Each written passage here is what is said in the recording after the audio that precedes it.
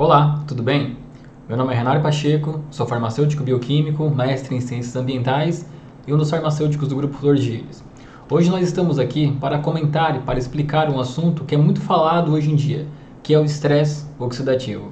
Muitas pessoas especulam sobre esse assunto, mas poucas conseguem compreender a importância de se tratar o estresse oxidativo na prática clínica e menos pessoas ainda entendem a fisiopatologia desse problema que afeta hoje em dia muitas pessoas.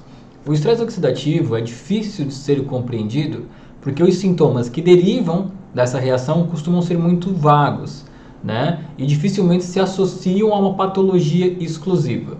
Isso porque, como o estresse oxidativo consegue promover danos a membranas celulares, a bases de nucleotídeos, consegue promover danos às proteínas, os sintomas são variáveis. Não é possível estabelecer uma cadeia única e exclusiva de sintomas.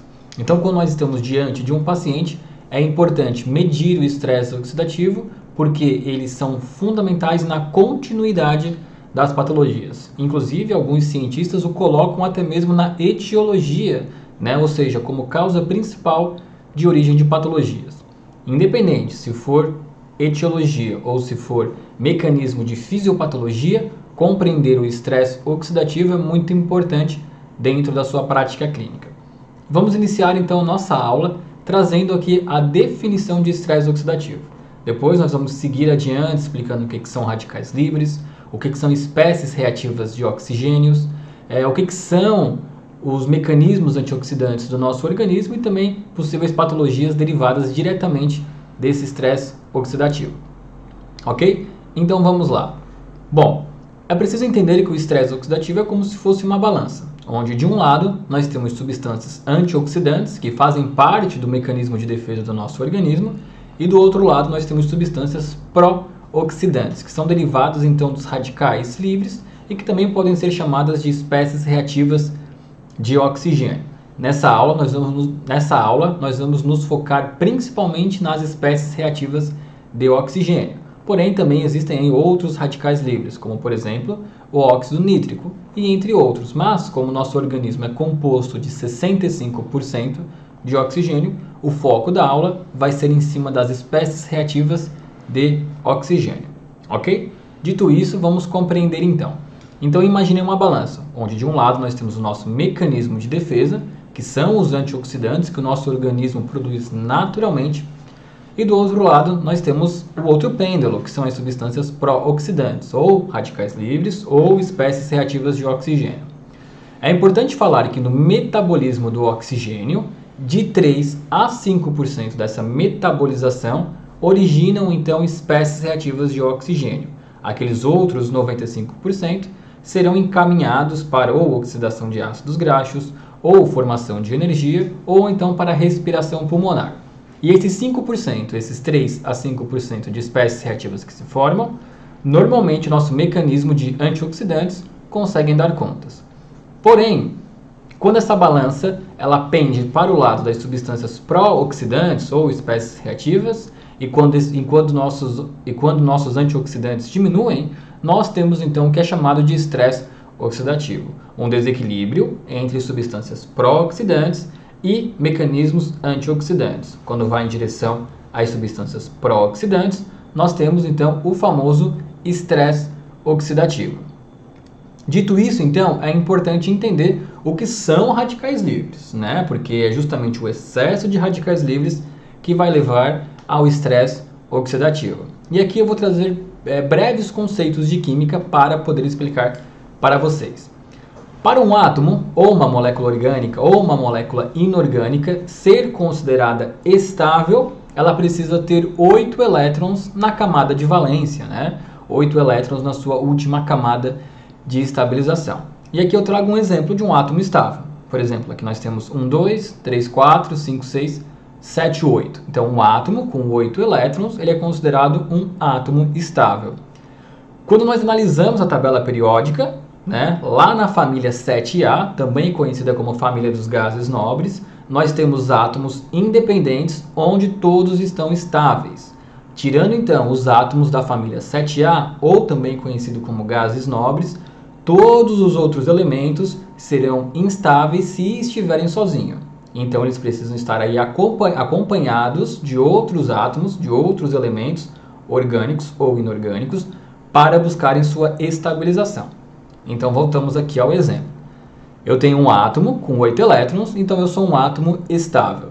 Como o nosso organismo está o tempo todo processando reações químicas, metabolizações, e aqui pegando o exemplo do oxigênio, né, que eu falei agora há pouco que 3 a 5% do oxigênio se transforma em radical livre, então eu posso ter aqui uma molécula, né, onde eu tenho um elétron que irá escapar dessa minha molécula, ou então que irá entrar de forma adicional. Então aqui eu tenho um exemplo, né, de um átomo que perdeu um elétron. Olha só, ele possuía 8 elétrons e agora ele vai ter 1, 2, 3, 4, 5, 6, 7 elétrons. Quando um átomo meu tem 7 elétrons na sua camada de valência, ele é o que nós chamamos então de radical livre, porque ele vai se tornar em uma espécie reativa. E buscando essa estabilização, ele passa a promover danos tanto na membrana celular, quanto principalmente nas bases de nucleotídeos do DNA, ou então danos aí em proteínas, em ácidos graxos, né, oxidando moléculas, e esses radicais livres então começam a promover danos. Eles são espécies muito reativas, tá? E nós formamos isso o tempo todo. Eu vou explicar um pouquinho mais para você de como acontece essa formação de radical livre.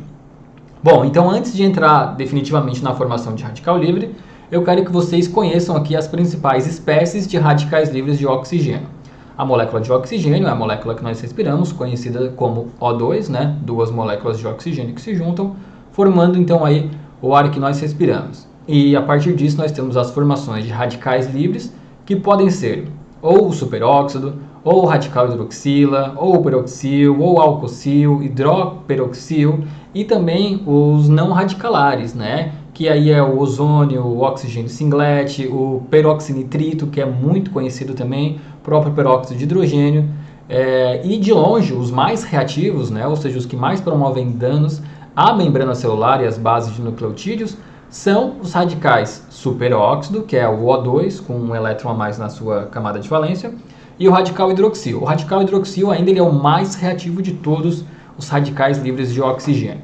E nós passamos então a chamar esses elementos de espécies reativas de oxigênio quando eles atacam algum sistema, ou a membrana da célula, ou a base de nucleotídeo, ou uma proteína. Quando eles estão lá paradinhos, são radicais livres. A partir do momento que trazem dano ao organismo, são espécies reativas de oxigênio. Então vamos entender como é que funciona essa espécie reativa de oxigênio?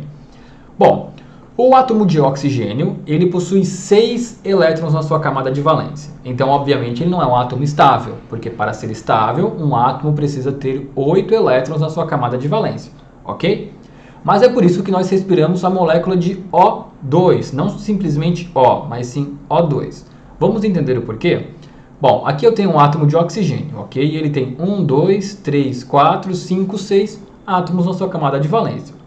Ele vai se ligar a outro átomo de oxigênio que também tem 1, 2, 3, 4, 5, 6 átomos na sua camada de valência, tá? Então esses dois elétrons, né, esses dois átomos de oxigênio, é possível que eles compartilhem elétrons através de uma ligação, que nós chamamos ligação covalente.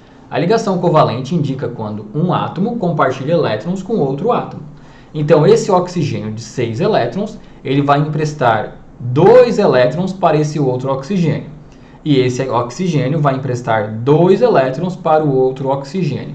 Então, eles ficam o tempo todo compartilhando elétrons para estarem estáveis. Então, a molécula de O2 é uma das moléculas mais estáveis do nosso organismo, tá?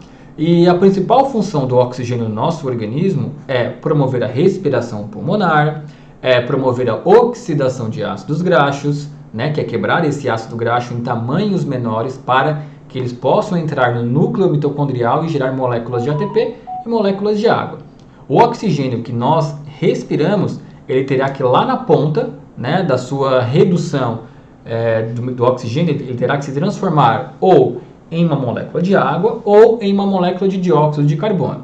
Não à toa nós respiramos o oxigênio e eliminamos o dióxido de carbono, não é mesmo? Então aqui, ó, nesse processo de respiração do oxigênio, até o processo de redução dele para transformá-lo em água, nós temos a entrada e a saída de elétrons. E é justamente nessa entrada e saída de elétrons que nós começamos então a formar os radicais livres, como por exemplo aqui eu trouxe um exemplo do superóxido, tá? Então, quando algum elétron escapa da redução tetravalente do oxigênio, essa molécula estável de O2, ela pode captar um elétron, se transformando então em um radical livre de oxigênio. E quando esse radical livre de oxigênio ataca nossas membranas, ele passa a ser uma espécie reativa. Olha só, lembram que eu falei que ele precisava de 8 elétrons? Vamos entender agora aqui, ó. Esse átomo ele vai ter 1, 2, 3, 4, 5, 6, agora 7 elétrons na sua camada de valência. Então, por mais que este átomo compartilhe 2 elétrons com outro átomo de oxigênio, ele continuará tendo 7 elétrons na sua camada de valência.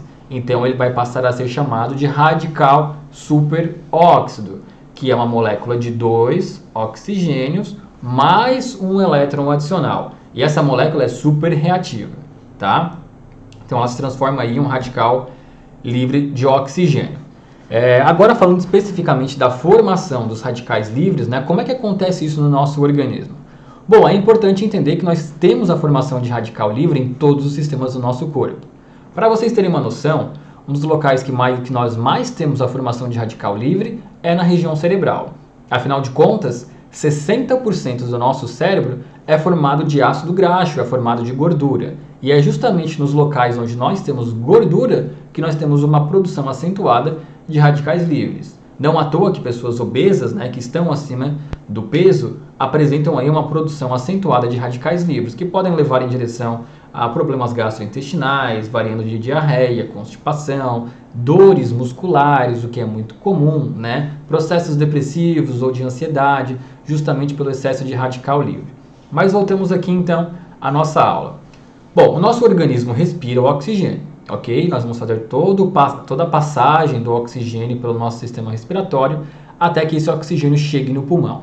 Lá no pulmão, lá nos alvéolos do pulmão, esse O2, essa molécula de oxigênio, essa molécula de O2, ela vai se ligar às hemácias, né? Ela vai passar então dos alvéolos para a corrente sanguínea através de uma ligação do oxigênio com as hemácias. E as hemácias aí então vão levar esse oxigênio para todo o nosso organismo, distribuindo essas moléculas de oxigênio. Da mesma forma que essas moléculas captam o oxigênio, essas moléculas também entregam para os alvéolos a molécula de dióxido de carbono, né, que é a molécula CO2. E aí o CO2 vai estar sendo eliminado através da expiração. Até aqui tudo bem? Então saibam que como um dos nossos pulmões é uma região muito irrigada de oxigênio, justamente os pulmões também são uma das regiões que nós mais temos a formação de radicais livres, junto com o cérebro, junto com o fígado por metabolizar tantos agentes tóxicos, ele também tem uma produção excessiva de radicais livres. Então lá na frente, quando nós vamos falar em processos de detoxificação, de detox do fígado, né, que hoje em dia é muito utilizado na naturopatia, o primeiro desafio aqui na farmacodinâmica é entender como estabilizar o estresse oxidativo do fígado. E daqui a pouquinho nós vamos aprender mais sobre isso. Mas bom, voltamos aqui então ao exemplo. A molécula de hemácia captou essa molécula de O2 do pulmão e vai distribuir para as células, tá? O próximo passo é realizar a respiração celular, né, que é justamente a geração de energia. Em química nós chamamos de formação de ATP. Para essa molécula, para essa mitocôndria gerar energia, ela precisa que uma molécula de ácido graxo entre dentro dessa matriz mitocondrial para que ocorra a formação de energia. Porém, os ácidos graxos estão muito grandes e eles não conseguem entrar naturalmente dentro da matriz mitocondrial. Então eles precisam ser clivados, ou seja, eles precisam ser quebrados para que possam entrar dentro da matriz mitocondrial. E é justamente aí que o oxigênio entra, então, né? O oxigênio ele vai entrar nessa cadeia de ácido graxo, ele vai oxidar esse ácido graxo. Por exemplo, aqui na imagem eu tenho um ácido graxo de 16 carbonos, né, que é um ácido graxo grande aí. Então o oxigênio ele entra através de um processo que nós chamamos de beta-oxidação e ele quebra essa cadeia de ácido graxo em carbonos menores, né, em cadeias menores de carbono. Por exemplo, uma cadeia que tinha 16 carbonos, ele vai clivar, ele vai quebrar, formando 8 moléculas de acetil-CoA. Uma molécula de acetil-CoA nada mais é do que uma ligação entre 2 carbonos com um oxigênio. Então, uma cadeia de 16 carbonos se transformam em 8 moléculas de acetil-CoA. Essas 8 moléculas de acetil-CoA, que são moléculas pequenas, elas serão entregues ao ciclo de Krebs, muito conhecido da biologia, e esse ciclo de Krebs terá duas funções. A primeira função será formar o dióxido de carbono, né, que é a molécula de CO2, que aí vai ser eliminada, que é o gás carbônico, e também a formação de elétrons. Por exemplo, 8 moléculas de acetil-CoA formam 64 elétrons, que é muita coisa, né? E esses 64 elétrons, aí sim, serão carregados pelos mensageiros NADH e FADH para o núcleo da mitocôndria. E lá no núcleo da mitocôndria, esses 64 elétrons vão formar a molécula de ATP, que é uma molécula de energia, e a molécula de água, que é a molécula de H2O. Só porque entendam aqui, ó, é justamente aqui, nessa formação excessiva de elétrons, que nem todos os elétrons passam a ser absorvidos. Alguns elétrons escapam da cadeia respiratória e quando eles escapam da cadeia respiratória, eles atacam a nossa molécula mais reativa, que é justamente o oxigênio. E aí nós temos então a formação do superóxido, do radical hidroxila, do oxigênio singlet e assim por diante, tá? E aí quando esses elétrons perdidos atacam a molécula de oxigênio, ele fica super reativo, sendo chamada de espécie reativa de oxigênio. Aqui é importante falar que esse processo, né, de beta-oxidação, desse processo na cadeia respiratória de formação de energia, é formado, como eu falei anteriormente, de 3 a 5% de radicais livres. E isso não tem problema, tá bom, gente? Porque o nosso organismo, né, desde que você seja uma pessoa saudável, o nosso organismo ele está preparado para lidar com esses 3 a 5% de formação de radical livre. O problema acontece quando essa formação de radicais livres começa a ser excessiva. E pode ter certeza que ela se tornará excessiva por fatores exógenos, que eu estarei falando daqui a pouco, tá?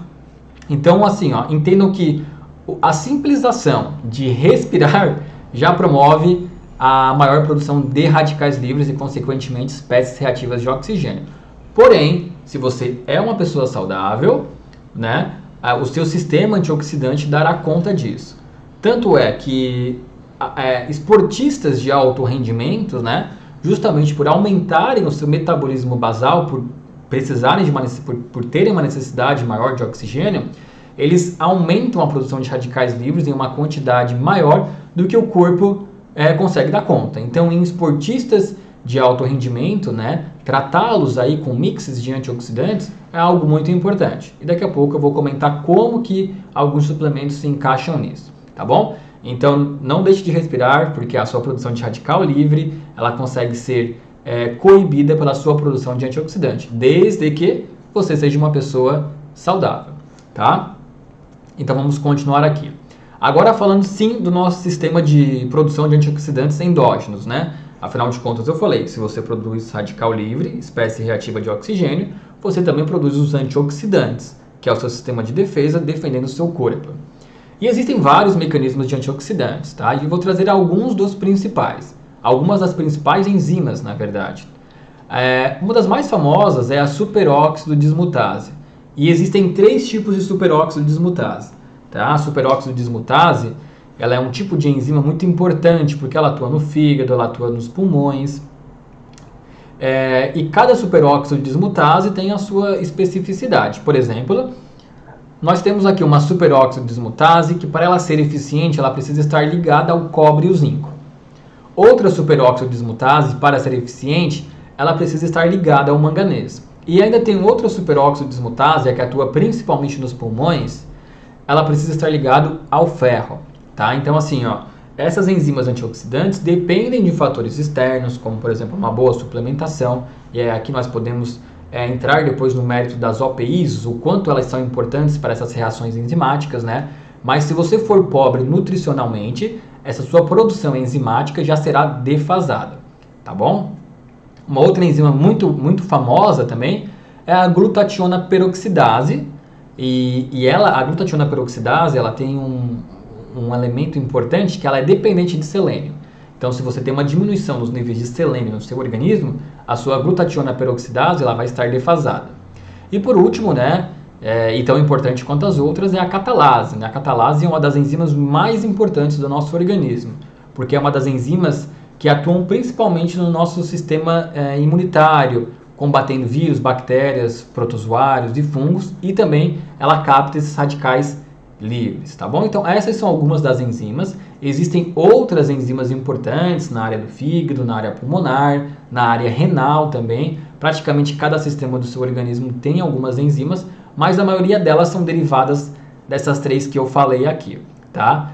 Agora há pouco eu falei do fígado e é importante entender, né, que como o nosso fígado é o órgão que mais metaboliza agentes xenobióticos, agentes tóxicos, né?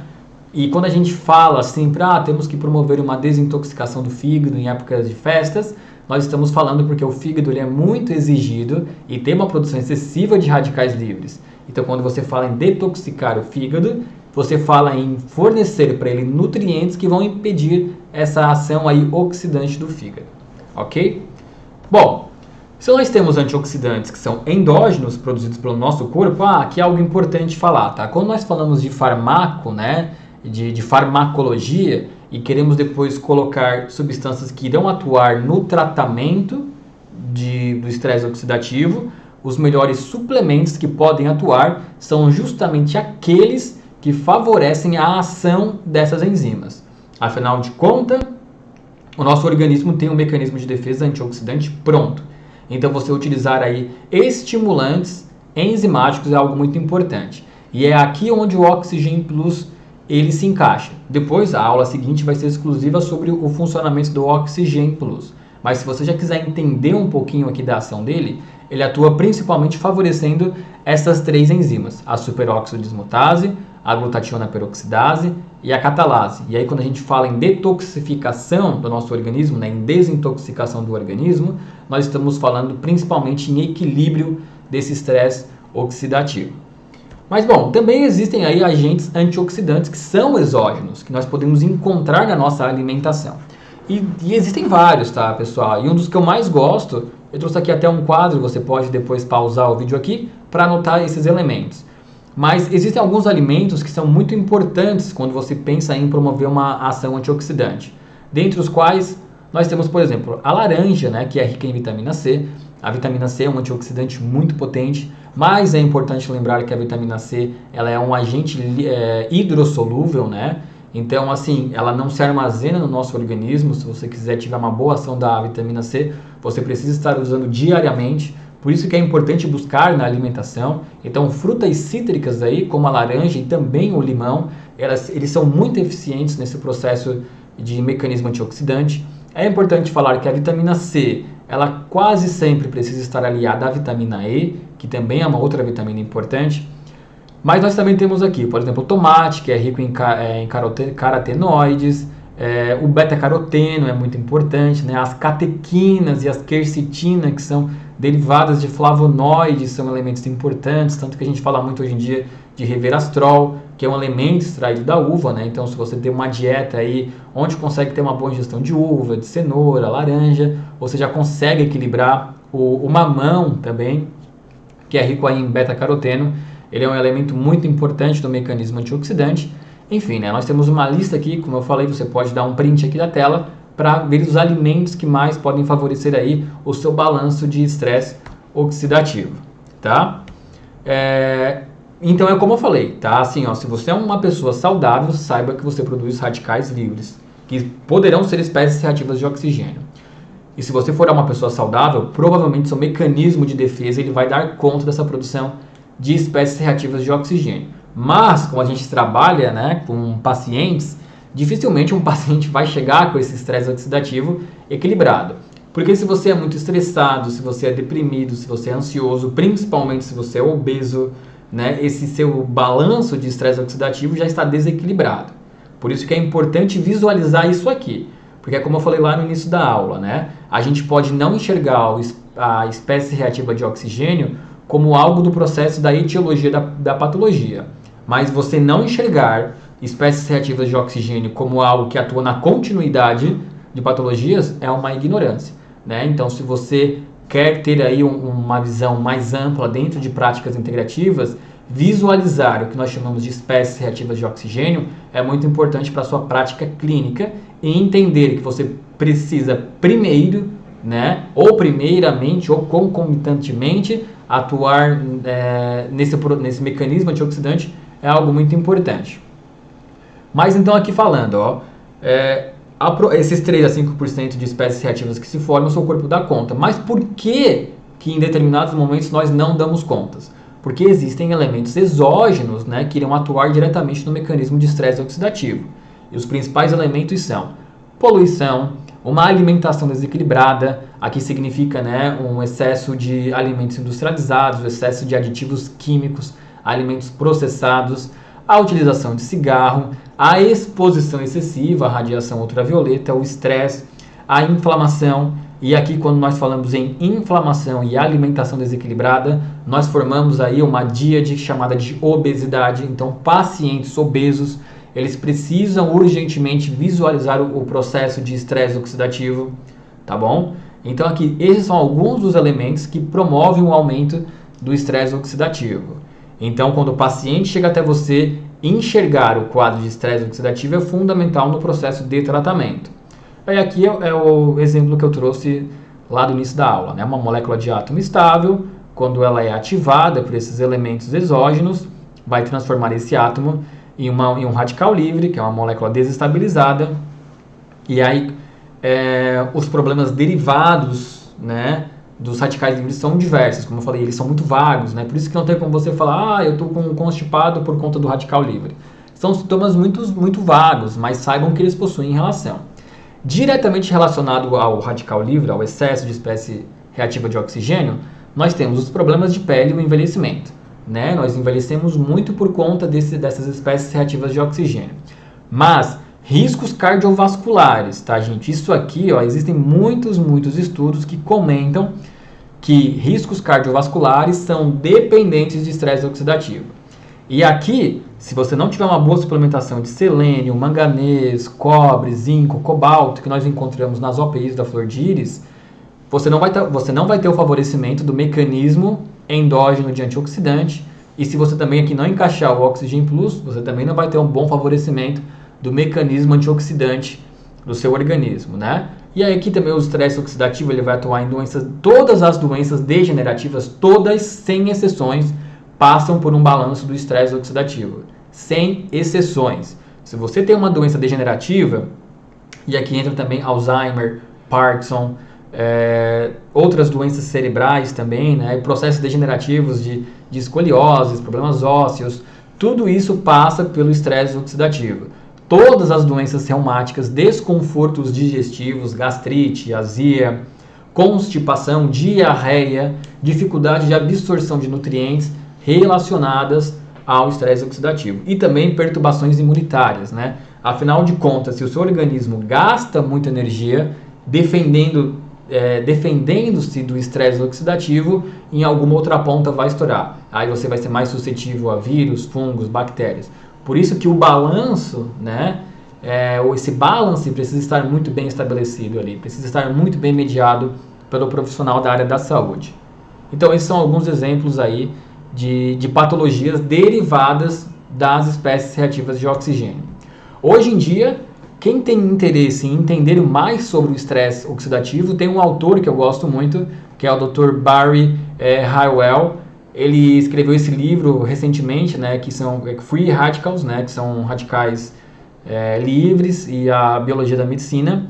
Ele hoje em dia é uma das principais autoridades, então ele explica muito detalhadamente, muito mais do que eu expliquei nesse vídeo aqui, né, sobre matriz mitocondrial, citosol mitocondrial, por que esses ácidos graxos precisam ser partidos para entrar dentro da nossa matriz mitocondrial. Por exemplo, um ácido graxo com 12 cadeias de carbonos ou menos, eles já entram diretamente. Se for mais do que isso, precisam ser clivados pelo oxigênio. Enfim, explica tudo isso, né, e traz inclusive as principais notícias. Livro muito bom que eu deixei aqui como referência para vocês. E esse quadro aqui que eu retirei é do próprio livro dele, né? E ele fala aqui as principais patologias relacionadas às espécies reativas de oxigênio. Eu falei agora há pouco, né? Que é o envelhecimento, as mutações, gente. Por que existem tantas mutações a partir das espécies reativas de oxigênio? As espécies reativas de oxigênio, elas atuam principalmente nas bases de nucleotídeo de DNA. Então, quando você começa a ter aí mutações do seu DNA, as patologias são diversas, né? Câncer também, hoje em dia, é super relacionado, aterosclerose, lesões pulmonares, lesões pancreáticas, intestinais, hepáticas, né? Artrites, enfim, muitas e muitas patologias, tá? Como esse vídeo aqui ele ficou grande, e o objetivo foi explicar, o objetivo é que você entenda que o estresse oxidativo ele é derivado dessas espécies reativas de oxigênio, e que você entenda que o seu organismo produz naturalmente, e que você entenda que quando existe o desequilíbrio provocado por aqueles agentes exógenos, você precisa aí, então iniciar um tratamento. Então o próximo vídeo vai ser sobre o papel da flor de íris no estresse oxidativo. Nós vamos entender aqui a fundo como que o Oxygen Plus faz parte da estimulação dessas enzimas antioxidantes. Vamos entender o potencial terapêutico das OPIs, afinal de contas, né, a remineralização é muito importante para o papel do funcionamento enzimático. E aqui, por fim, o papel das emoções na formação das espécies reativas de Oxygen Plus. Tá? Então, são vídeos sequenciais, é importante que você tenha entendido esse primeiro vídeo. Se você não entendeu, nossa equipe fica à disposição. Mande um e-mail para nós, mande um WhatsApp para a nossa equipe, que a gente vai poder tirar então todas essas dúvidas. Por enquanto é isso. Desejo a todos um grande abraço e até mais.